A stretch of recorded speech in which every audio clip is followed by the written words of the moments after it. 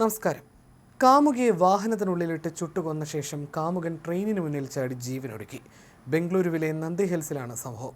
സ്വകാര്യ കോളേജ് അധ്യാപികയായ സരോജയാണ് കൊല്ലപ്പെട്ടത്. സരോജയുടെ കാമുകനും ദേവനഹള്ളിയിലെ താലൂക്ക് ഓഫീസിലെ ക്ലർക്ക് രാമഞ്ജനപ്പയുമാണ് ജീവനൊടുക്കിയത്. സരോജ വിവാഹിതയും രാമഞ്ജനപ്പ വിവാഹമോചിതനുമാണ്. ഒരു ദിവസത്തെ ഇടവേളയിലാണ് രണ്ടുപേരുടെ മൃതദേഹങ്ങൾ പോലീസ് കണ്ടെടുക്കുന്നത്. യുവതിയുടെ മൃതദേഹം കാറിനുള്ളിൽ പൂർണ്ണമായി കത്തിക്കരിഞ്ഞ നിലയിലും യുവാവിൻ്റേത് റെയിൽവേ ട്രാക്കിൽ ശരീരഭാഗങ്ങൾ ചിതറിയ നിലയിലുമാണ് കണ്ടെത്തിയത്. ശനിയാഴ്ച രാവിലെ 6:30 കുടുംബത്തിലെ ഒരു ചികിത്സാ ആവശ്യത്തിനെന്ന് പറഞ്ഞാണ് രാമഞ്ജനപ്പ സുഹൃത്തായ സുരേഷ് കുമാറിൽ നിന്നും അദ്ദേഹത്തിൻ്റെ കാർ വാങ്ങുന്നത്. തുടർന്ന് ദേവനഹള്ളിയിലേക്ക് വണ്ടി ഓടിച്ചു പോയ ഇയാൾ രാവിലെ 9:30 അവിടുത്തെ ബസ് സ്റ്റോപ്പിൽ നിന്നും സരോജയെ കൂടെ കൂട്ടി. ഇരുവരും രാവിലെ നന്ദി ഹിൽസിലും പരിസര പ്രദേശങ്ങളിലും ചുറ്റിക്കറങ്ങിയായിരുന്നു. വൈകുന്നേരത്തോടെ ജിങ്കബജ്ജഹള്ളിയുടെ വിജനമായ അതിർത്തിയിൽ ഇവരെത്തിയപ്പോഴാണ് വിനോദയാത്ര കൊലപാതകത്തിലേക്ക് വഴിമാറിയത്. വാഹനത്തിനുള്ളിൽ വെച്ച് ഇരുവരും തമ്മിൽ തർക്കമുണ്ടാവുകയും തുടർന്ന് രാമഞ്ജനപ്പ സരോജയുടെ തലയിൽ ചുറ്റിക കൊണ്ട് അടിച്ചിട്ടുണ്ടാകാം എന്നാണ് പോലീസിന്റെ പ്രാഥമിക നിഗമനം. തുടർന്ന് ഇവർ അബോധാവസ്ഥയിലായതോടെ മൃതദേഹം പിൻ സീറ്റിലേക്ക് മാറ്റിയ ശേഷം വാഹനത്തിൽ പെട്രോൾ ഒഴിച്ച് തീ കൊളുത്തുകയായിരുന്നു. കാറിന് തീ കൊളുത്തുന്നതിനിടെ രാമഞ്ജനപ്പയുടെ വസ്ത്രത്തിൽ തീ പടരുകയും കുറ്റകൃത്യം നടന്ന സ്ഥലത്ത് നിന്ന് ഇയാൾ ഓടി രക്ഷപ്പെടുന്നതിന് മുൻപ് ഇയാൾക്ക് പൊള്ളലേൽക്കുകയും ചെയ്തതായി ദൃക്സാക്ഷി മൊഴികളും ഫോറൻസിക് തെളിവുകളും വ്യക്തമാക്കുന്നു.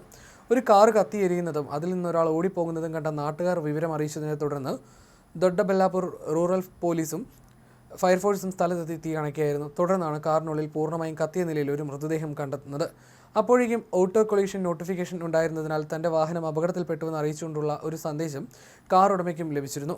പരിഭ്രാന്തനായ കാറുടമ സുരേഷ് കുമാർ രാമഞ്ജനപ്പയെ വിളിച്ചെങ്കിലും ഫോൺ സ്വിച്ച് ഓഫ് ആയിരുന്നു. കുറച്ചു സമയത്തിന് ശേഷം കത്തിയ വാഹനത്തിൻ്റെ ഷാസി നമ്പർ വഴി പോലീസ് കുമാറിനെ ബന്ധപ്പെട്ടു. സ്ഥലത്തെത്തിയ ഇയാൾ തൻ്റെ സുഹൃത്തായ രാമഞ്ജനപ്പ രാവിലെ വാഹനം കൊണ്ടുപോയ വിവരം പോലീസിനെ അറിയിച്ചു. സുരേഷ് രാമഞ്ജനപ്പയെ തിരക്കിയിറങ്ങിയപ്പോഴാണ് കത്തിക്കരിഞ്ഞ നിലയിൽ കാറും മൃതദേഹവും കണ്ടത്. സരോജയെ കാണാനില്ലെന്ന പരാതി ശനിയാഴ്ച രാത്രി പോലീസിന് ലഭിച്ചിരുന്നു. ഭർത്താവായിരുന്നു പരാതി നൽകിയത്. മൃതദേഹത്തിലുണ്ടായിരുന്ന ആഭരണങ്ങൾ കണ്ട് കൊല്ലപ്പെട്ടത് സരോജയാണെന്ന് പിന്നീട് ഭർത്താവ് ജയശങ്കർ തിരിച്ചറിയുകയായിരുന്നു. ഞായറാഴ്ച തൻ്റെ ഭാര്യയെ കൊലപ്പെടുത്തിയത് രാമഞ്ജനപ്പയാണെന്ന് പരാതിയും ഭർത്താവ് നൽകി. പ്രതിക്കായി അന്വേഷണം നടത്തി വരികയായിരുന്നു. ഇതിനിടയിലാണ് ബംഗളൂരു സൗത്തിലെ ബിഡാദിക്ക് സമീപമുള്ള റെയിൽവേ ട്രാക്കിൽ രാമഞ്ജനപ്പയുടെ മൃതദേഹം കണ്ടെത്തുന്നത്. കാർ കത്തിയ സംഭവവുമായി ബന്ധപ്പെട്ട് ഇയാൾക്കായി പോലീസ് സംസ്ഥാന വ്യാപകമായി തിരച്ചിൽ നടത്തി വരികയായിരുന്നു. പല പോലീസ് സ്റ്റേഷനുകളിലും ജാഗ്രതാ നിർദ്ദേശവും നൽകിയിരുന്നു. ഇതിനിടയിലാണ് മൃതദേഹം കണ്ടെത്തുന്നത്. മൃതദേഹം കൈകാലുകളറ്റ് പൂർണ്ണമായും വികൃതമായ നിലയിലായിരുന്നു. മൃതദേഹത്തിന് സമീപത്തു നിന്ന് ലഭിച്ച ആധാർ കാർഡിൽ നിന്നാണ് മരിച്ച വ്യക്തി രാമഞ്ജനപ്പയാണെന്ന് തിരിച്ചറിഞ്ഞത്. അതേസമയം സരോജയെ കാണാനില്ല എന്ന പരാതി ശനിയാഴ്ച രാത്രിയിലാണ് പോലീസിന് ലഭിക്കുന്നത്. അതേസമയം സംഭവത്തിൽ അന്വേഷണം പുരോഗമിക്കുകയാണെന്നാണ് പോലീസ് വിശദീകരണം. സമഗ്രമായ അന്വേഷണത്തിലൂടെ മാത്രമേ മരണങ്ങൾക്ക് പിന്നിലുള്ള യഥാർത്ഥ കാരണം എന്താണെന്ന് വ്യക്തമാകുകയുള്ളൂ. സംഭവത്തിൽ മറ്റെന്തെങ്കിലും ദുരൂഹതയുണ്ടോ എന്നും അന്വേഷിച്ചു വരികയാണെന്നും കേസുമായി ബന്ധപ്പെട്ട് കൂടുതൽ വിവരങ്ങൾ ലഭ്യമാകുന്നതിനനുസരിച്ച് അത് വെളിപ്പെടുത്തുന്നതാണെന്നും പോലീസ് വിശദീകരിച്ചു.